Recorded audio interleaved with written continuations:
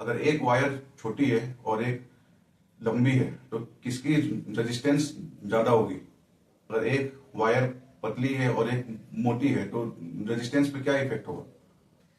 इन्हीं सवालों का जवाब है लॉज ऑफ रेजिस्टेंस। तो आज हम देखेंगे कि रेजिस्टेंस किन किन फैक्टर्स पर डिपेंड होता है। तो इसमें 3 लॉज हैं। पहला लॉ है कि रेजिस्टेंस वायर के लेंथ के प्रोपोर्शनल होता है। अगर लेंथ ज्यादा होगा तो इसकी रेजिस्टेंस भी ज्यादा होगी। ऐसा क्यों?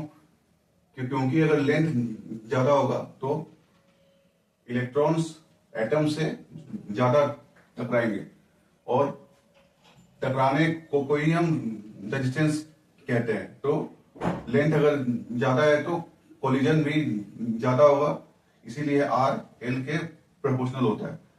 सेकेंड लॉ है कि R is inversely proportional to area. Area अगर बढ़ेगा, मतलब तार अगर मोटी होगी तो रेजिस्टेंस कम होगा। ऐसा क्यों? क्योंकि अब इलेक्ट्रॉन्स के पास ज्यादा स्पेस है। अगर तार मोटी है तो इलेक्ट्रॉन्स आराम से इस इन से अदर इन तक जाएंगे, करंट जो है वो इजिली होगा फ्लो, इसीलिए R inversely proportional to 1 upon area होता है। और थर्ड लॉ है कि R depends on nature of material, कि मटेरियल का स्वभाव कैसा है। अलग अलग कंडक्टर के लिए आर अलग अलग होता है क्योंकि उनका स्वभाव अलग अलग होता है।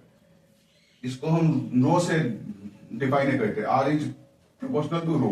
रो अलग अलग तार का अलग अलग होता है।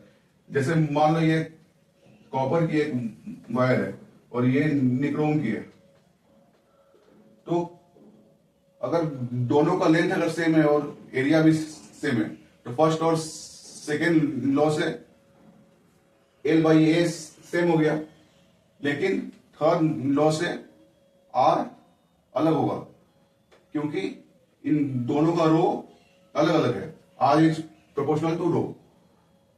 तो ये तीनों अगर लॉ को मिला दें तो R is equal to rho L upon A आता है। तो ये क्वेश्चन थ्योरी एग्जाम में 4 मार्क्स का आता है, तो इसको आप ठीक से तैयार करें। अगले लेक्चर में हम देखेंगे ओम्स लॉ क्या है, the most basic concept of electrical engineering.